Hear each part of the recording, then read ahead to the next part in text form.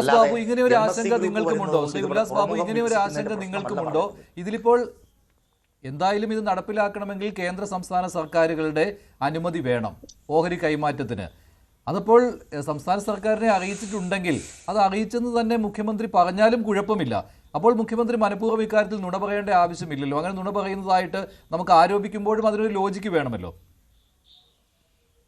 മൂന്ന് കാര്യങ്ങളുണ്ട് മഞ്ജുഷ്. ഇപ്പൊ ഇതില് പാനലിസ്റ്റുകളായിട്ടിരിക്കുന്ന ആളുകൾ, അതിൽ ഒരാളിപ്പോ ഇടതുപക്ഷത്തിന്റെ ഒരു ശൈലിയിൽ സംസാരിച്ച അദ്ദേഹം, എനിക്ക് പേര് ഇതിൽ രാജേഷ് കാണുന്നില്ല, അതുകൊണ്ടാണ്.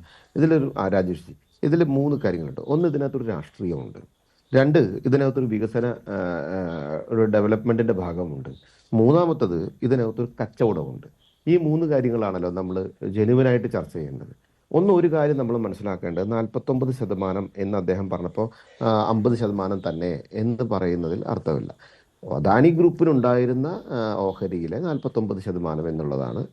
ഞാൻ പറയുന്നതിൽ തെറ്റുണ്ടെങ്കിൽ തിരുത്തണം. നമ്മളെല്ലാവരും ഈ വിഷയത്തെ പഠിച്ചുകൊണ്ടാണ് ഇരിക്കുന്നത്. ആ 49% അവർ കൈമാറുന്നത്. രണ്ട്, അത് കൈമാറാൻ അദാനിക്ക് എന്താണ് യോഗ്യത? അദാനി ആരാണെന്ന് ഞാൻ അദാനിയുടെ വക്താവൊന്നുമല്ല കേട്ടോ, ഇനിയിപ്പോൾ അതും കൃത്യമായിട്ട് പറഞ്ഞുതരാം. എന്താണ് യോഗ്യത എന്ന് കെ.സി. വേണുഗോപാൽ അടക്കം, അല്ലെങ്കിൽ എനിക്ക് മുന്നേ സംസാരിച്ച രാജേഷ് ജി അടക്കം സംസാരിച്ചു. സാർ, ഞാൻ ചോദിച്ചോട്ടെ, 2015 ഓഗസ്റ്റ് 17-ാം തീയതി ശ്രീ ഉമ്മൻചാണ്ടിയുടെ നേതൃത്വത്തിൽ ഇത് ഒപ്പിടുന്ന സമയത്തും അതിന് മുൻപായിട്ട് ഇതിന്റെ തുടക്കം ഉണ്ടായപ്പോൾ, ഇതിന് ചർച്ചകൾ ഉണ്ടാകുന്ന സമയത്തുമൊക്കെ നിങ്ങൾ എല്ലാവരും കൂടിയിരുന്ന് ആലോചിച്ച് സർക്കാർ കൃത്യമായിട്ടുള്ള തീരുമാനങ്ങൾ എടുത്തതിന്റെ അടിസ്ഥാനത്തിൽ ഇതിനകത്ത് ഓരോ ടേംസ് ആൻഡ് കണ്ടീഷൻസ് ഉണ്ടല്ലോ. ആ കണ്ടീഷൻസ് പ്രകാരം ഈ ഓഹരി അദാനിക്ക് വിൽക്കാനുള്ള അവകാശം ഇതിനകത്തുണ്ടല്ലോ. രണ്ടാമത്തെ കാര്യം, നിങ്ങൾ പറയണു 13,000 കോടി രൂപക്ക്. നോക്കൂ, ഒരു കാര്യം മനസ്സിലാക്കേണ്ടത്, നേരത്തെ മഞ്ജൂഷ് സംസാരിച്ചപ്പോൾ 2,500 കോടി രൂപ, അതിൽ അല്പം കുറവുണ്ടായിരിക്കാം, അത്ര കോടി രൂപ ഒരാൾ ഇൻവെസ്റ്റ് ചെയ്തതിന്റെ വാല്യൂ എന്ന് പറയപ്പെടുന്നത് ഇന്ന് എത്രയാണ്? ആ വാല്യൂവിന്റെ 49% ആണല്ലോ 13,000 കോടി രൂപയ്ക്ക് അവർ കൈമാറിയിട്ടുള്ളൂ, കൊടുക്കുമെന്ന് പറയുന്നത്. അപ്പോൾ അതനുസരിച്ച് തന്നെ ഈ മേഖലയുടെ വരുമാന സ്രോതസ്സിന്റെ അപ്പുറത്ത് തന്നെ അതിന്റെ മൂല്യം എന്ന് പറയപ്പെടുന്നത് പരിപൂർണമായി വളരെ ഗംഭീരമായി മുന്നോട്ട് പോകുന്നത് ഭാവി കേരളത്തിന് ഗുണകരമായ ഒരു കാര്യമാണ്. രണ്ടാമത്തെ കാര്യം, 100ാമത്തെ കപ്പലും വന്നതായിട്ട് നമ്മൾ ആഘോഷിച്ച ചരിത്രവും നമുക്ക് എല്ലാവർക്കും അറിയാം. മൂന്ന്, അവരുടെ ഇതിൽ ഞാൻ കണ്ടത്, നിക്ഷേപം നിയമാനുസൃതമായ അനുമതികൾക്കും നിയന്ത്രണ അനുമതികൾക്കും വിധേയമാണ്. അത് സംസ്ഥാന സർക്കാർ ആയിക്കോട്ടെ, ഇപ്പോൾ ഗവൺമെന്റ് ഓഫ് കേരളയെ പ്രതിനിധീകരിച്ച് ഗവർണറെ പ്രതിനിധീകരിച്ച് അന്നത്തെ സെക്രട്ടറി ഒപ്പിട്ടിട്ടുള്ള പ്രകാരമുള്ള കാര്യത്തിൽ 25% കൂടുതൽ കൈമാറുന്നുണ്ട് എങ്കിൽ സ്വാഭാവികമായിട്ട് അത് ഉടമസ്ഥാവകാശത്തിലേക്ക് വരുമെന്നുള്ളത് കൊണ്ട് പ്രയർ പെർമിഷൻ നിർബന്ധമായിട്ടുണ്ട് എന്നുള്ളതൊക്കെ അതിനകത്ത് കാര്യങ്ങൾ പറഞ്ഞിട്ടുണ്ട്. അത് പ്രകാരം തന്നെയാണ് പോകാൻ പറ്റുള്ളൂ. എനിക്ക് മുമ്പ് ആദ്യം സംസാരിച്ച ബഹുമാനായിട്ടുള്ള സാറ് പറഞ്ഞ പോലെ കേരളത്തിലെ മുഖ്യമന്ത്രി എല്ലാം അറിയുന്നുണ്ട്, പക്ഷേ എല്ലാം അദ്ദേഹം വേണ്ട സമയത്തെ അവതരിക്കുള്ളൂ. സാർ, ഇതിനകത്തൊരു രാഷ്ട്രീയം എന്നത് പറഞ്ഞാൽ ഇതിനകത്ത് കൃത്യമായ രാഷ്ട്രീയം, കെ.സി. വേണുഗോപാലും വി.ഡി. സതീശനും രമേശ് ചെന്നിത്തലയും 3 പേരും തമ്മിലുള്ള ഈ മൂക്കുളമ തർക്കത്തിൽ കേരളത്തിന്റെ ജനങ്ങളെ വിദ്യാസുരന്മാരാക്കാനുള്ളൊരു നാടകം കളിക്കുന്നു എന്നുള്ളതാണ് എനിക്കിതിനകത്ത് മനസ്സിലാക്കാൻ സാധിക്കുന്നത്. കെ.സി. അതിനെ എതിർക്കുന്നു, ഇപ്പുറത്ത് വി.ഡി. അറിയില്ല എന്ന് പറയപ്പെടുന്നു, രമേശ് ചെന്നിത്തല ഒന്നും അറിയാത്ത പോലെ ഇരിക്കുന്നു. നോക്കുന്നൊരു സർക്കാരാണ്. വി.ഡി. സതീശൻ അവർകളത് അറിയില്ല എന്ന് പറയപ്പെടുന്നതിൽ കൃത്യമായൊരു നാടകമുണ്ട്. ഇതൊരു ടെസ്റ്റ് ഡോസ് അങ്ങനെ അടിച്ചു കൊടുത്തു, ഇത് എത്രത്തോളം പ്രകമ്പനങ്ങളും ഭൂകമ്പങ്ങളും ഉണ്ടാകുമെന്നും നോക്കുന്നു. ആ നോക്കിയതിന് ശേഷം ഘട്ടമായിട്ട് ഇതൊക്കെ നടപ്പിലാക്കുക എന്ന് പറയപ്പെടുന്ന ഒരു പ്രത്യേക രീതിയാണ് കോൺഗ്രസ് സർക്കാർ അവലംബിക്കുന്നത് എന്നാണ് ഒരു ശരാശരി രാഷ്ട്രീയ ചിന്താഗതിയിലനുസരിച്ച് ആര് ചിന്തിച്ചാലും മനസ്സിലാക്കാവുന്ന ഒരു കാര്യം. അപ്പോൾ സ്വാഭാവികമായിട്ട് ഇന്നത്തെ ചർച്ച വന്നില്ലേ? ഇന്നത്തെ ചർച്ച നോക്കുമ്പോൾ ഉരുത്തിരിഞ്ഞ് വരില്ലേ? ഉരുത്തിരിഞ്ഞ് വരുന്നതിന് സമയത്ത് ക്യാബിനറ്റിലേക്ക് ഈ വിഷയം വരുമ്പോൾ ഒരു ചർച്ചയില്ല. 10,000 കോടി രൂപ കേരള സർക്കാരിലേക്ക്, അല്ലെങ്കിൽ ഇതിന്റെ വാല്യൂ കൂടുന്ന രീതിയിലേക്കും ഇവിടെ ഒരു വലിയ ഇൻവെസ്റ്റ്മെന്റ് വരുമ്പോഴും ഇന്നത്തെ വിഴിഞ്ഞത്തിന്റെ കപ്പാസിറ്റിയുടെ 3.65 മടങ്ങ് വ്യത്യാസം വരുന്ന ഒരു രീതിയിലേക്ക് ഭാവി കേരളത്തിലേക്ക് ഗുണകരമാകുന്ന ഒരു രീതി ഉണ്ടാകുകയൊക്കെ ചെയ്യുമ്പോൾ ആ ഡെവലപ്മെന്റിന് വി.ഡി. സതീശന്റെ ബഡ്ജറ്റിലടക്കം പറഞ്ഞ സമയത്ത്, അതിന്റെ ചർച്ചയിലടക്കം പറയുന്ന സമയത്തും അദ്ദേഹം കൃത്യമായി വ്യക്തമാക്കിയിട്ടുള്ളതാണ്, സർക്കാർ ഇൻവെസ്റ്റ് ചെയ്യുന്ന കാര്യം മാത്രമല്ല നമുക്ക് ഡെവലപ്മെന്റിന്റെ ഭാഗമായിട്ടുള്ളത്, പുറമേയുള്ള ഇൻവെസ്റ്റ്മെന്റുകളടക്കം വിദേശ ഇൻവെസ്റ്റ്മെന്റുകളടക്കം നമ്മൾ അട്രാക്ട് ചെയ്തുകൊണ്ടാണ് ചെയ്യുക. അതാണ് ഇവർ ലോക കേരള സഭ നടത്തിയത്. അതാണ് ഇടതുപക്ഷം ലോക കേരള സഭ എത്ര തവണ നടത്തി, ഒരു ഗുണമുണ്ടായില്ല എന്നുള്ളത് വേറെ കാര്യം. നോക്കൂ, ജിമ്മ് അതിനു മുൻപ് നടത്തി. അതുകൊണ്ട് പ്രത്യേകിച്ച് കേരളത്തിന് വിചാരിച്ച പോലെ തൊഴിൽ മേഖല സാധ്യതകളോ മറ്റു കാര്യങ്ങളോ ഇൻവെസ്റ്റ്മെന്റ് വന്നിട്ടില്ല എന്നുള്ള യാഥാർത്ഥ്യം തന്നെയാണ്. പക്ഷേ ഇതൊക്കെ ഇവരെല്ലാ സർക്കാരുകളും പിന്തുടർന്നു കൊണ്ടുവരുന്ന ഒരു കാര്യമാണ്.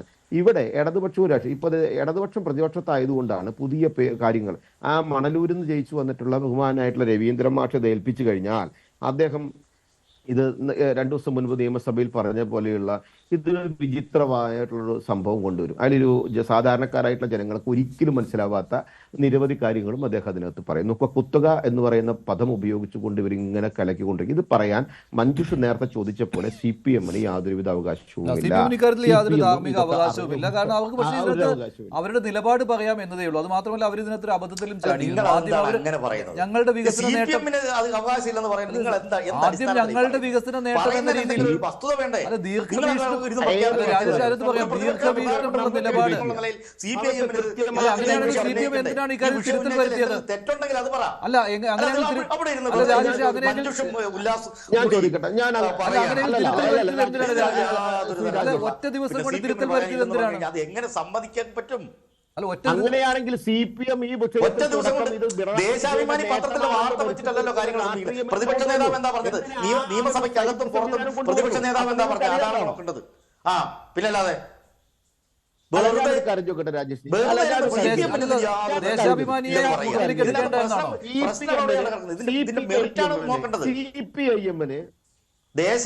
മുഖവിലേക്കെടുക്കേണ്ടത്. തെറ്റ് വന്നു കഴിഞ്ഞാൽ ദേശാഭിമാനിയെ, പ്രതിപക്ഷത്തെയാണ് മുഖവിലേക്കെടുക്കേണ്ടത്. അതൊരു വാർത്ത എന്നുള്ള നിലയ്ക്ക് അപ്പുറത്തേക്ക് അതിന് പ്രസക്തിയില്ലപ്പാ. ദേശാഭിമാനി പറയുന്നത് വാർത്തയാണ്, അല്ലെ ഒരു ഫീച്ചറാണ്.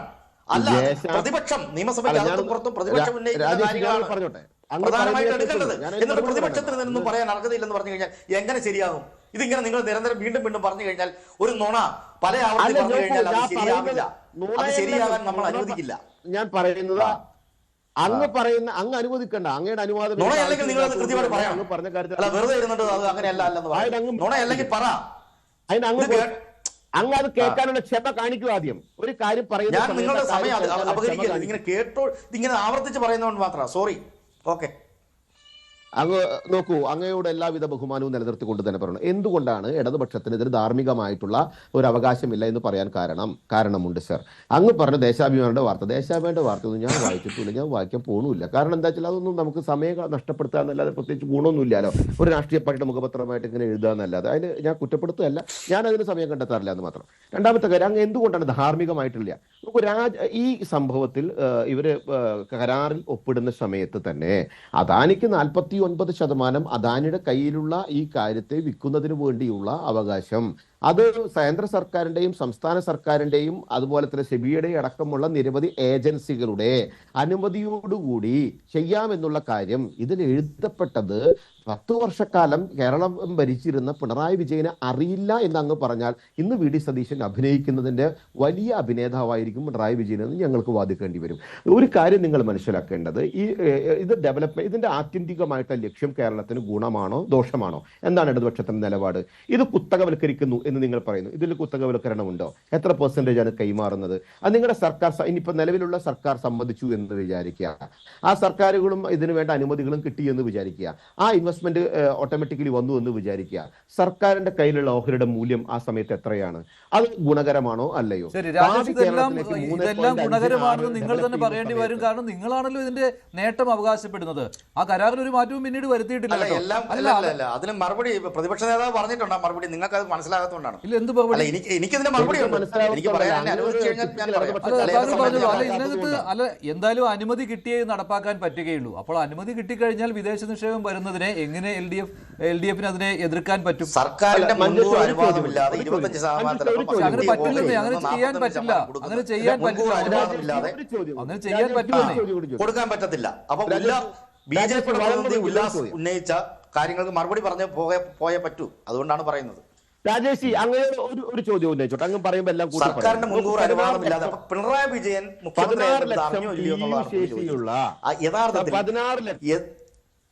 രാജേഷ്, ഒരു ചോദ്യം കൂടി, അതിന് കൂട്ടി മറുപടി പറഞ്ഞോളൂ. അപ്പൊ എനിക്ക് എല്ലാ അങ്ങയുടെ അറിവ് എനിക്ക് ലഭിക്കും.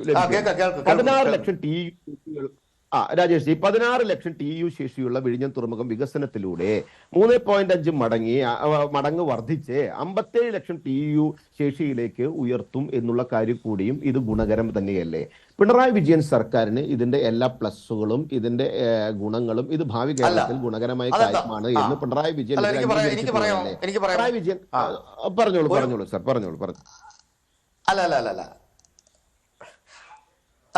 അപ്പോൾ ഇപ്പം MSC പോലുള്ള MSC എന്ന് പറയുന്ന വലിയ സ്വിറ്റ്സർലൻഡ് ആസ്ഥാനമാക്കിയിട്ടുള്ള വലിയൊരു ഷിപ്പിംഗ് കമ്പനിയാണ്. ഈ കമ്പനി ഇവിടെ വരുന്നതോടുകൂടി അവരുടെ ടേംസ് ആൻഡ് കണ്ടീഷൻ MSC പോലുള്ള നിരവധി കമ്പനികൾ ഈ തുറമുഖത്തേക്ക് വരേണ്ടതാണ്. ഈ തുറമുഖം ഇവിടെ കൊണ്ട് അവസാനിക്കുന്നില്ല. ഈ തുറമുഖത്തിന്റെ വിവിധ തരത്തിലുള്ള വികസനം ഇനിയും മുന്നോട്ട് കൊണ്ടുവരേണ്ടതാണ്. അപ്പം ഈ വ്യത്യസ്തമായിട്ടുള്ള ഷിപ്പുകൾ കമ്പനികൾ ഇവിടെ ഇൻവെസ്റ്റ് ചെയ്യുകയും ഇവിടെ ചരക്ക് നീക്കങ്ങൾ നടക്കുകയും ഒക്കെ ചെയ്ത് രാജ്യത്തിന് തന്നെ പ്രധാനപ്പെട്ട ഒന്നായി ഇത് മാറണം. ഇപ്പം ഇവിടെ സംഭവിച്ചത് എന്താണ്? ഇവിടെ സംഭവിച്ചത് സർക്കാരിൻ്റെ അനുമതി ഇല്ലാതെ തന്നെ ഇങ്ങനൊരു വിഷയം പൊന്തി വന്നിരിക്കുന്നു. ഏത് ഒരു പ്രത്യേക കമ്പനിക്ക് 49% കിട്ടിയ ഓഹരിയുടെ 49% അദാനി ഗ്രൂപ്പ് കൊടുക്കുന്നു. അപ്പോൾ ഇത് സംശയാസ്പദമാണല്ലോ. സംശയാസ്പദമാകുന്നത് വെറുതെ പറയുന്നതല്ലോ. അദ്ദേഹത്തിൻ്റെ ഫ്ലൈറ്റ് ചാർട്ട് ചെയ്ത് നിങ്ങളൊക്കെ ഈ പത്രക്കാരടക്കമുള്ള ആളുകൾ പറഞ്ഞത് എന്താണ്? ഈ അദാനി ഗ്രൂപ്പിൻ്റെ ഫ്ലൈറ്റ്, സ്വകാര്യ ഫ്ലൈറ്റ് പ്രത്യേകം ചാർട്ട് ചെയ്തിട്ടാണ് അദ്ദേഹം മംഗലാപുരത്ത് പോയി ആരെയൊക്കെയോ കാണുന്നു, ഡീൽ ഉറപ്പിക്കുന്നു, പലതരം ഡീലുകൾ. ഇത് നമ്മൾ മാത്രം പറയുന്ന കാര്യമല്ലല്ലോ. അപ്പോൾ എന്താണ് ആ ഡീല്? കേരളത്തിലെ മുഖ്യമന്ത്രിമാരിൽ തുറമുഖ വകുപ്പ് മുഖ്യമന്ത്രി തന്നെ കൈവശം വെച്ചിരിക്കുന്നു. ഇങ്ങനെയുള്ള പല കാര്യങ്ങൾ കൂട്ടി വായിക്കുമ്പോൾ ഇതിനകത്ത് നടക്കുന്ന ഡീലുകൾ എന്താണ്? ഇത് ജനങ്ങളെ കണ്ണിൽ പൊടിയിട്ടുകൊണ്ട് ഇവിടെ നടക്കുന്ന വലിയ കച്ചവടം എന്താണ്? ഇത് വളരെ പ്രധാനപ്പെട്ട ക്വസ്റ്റ്യൻ അല്ലേ? ഇതല്ലേ ഇടതുപക്ഷം പ്രതിപക്ഷം കൃത്യമായിട്ട് ഉയർത്തിക്കൊണ്ടുവരുന്നത്? അപ്പം ഇതിന് പ്രതിപക്ഷത്തിന് അല്ലാതെ പിന്നെ ആരാണിത് പറയേണ്ടത്? പറയൂ. ഇത് പറയണ്ടേ? ഇതല്ലേ വളരെ പ്രധാനപ്പെട്ട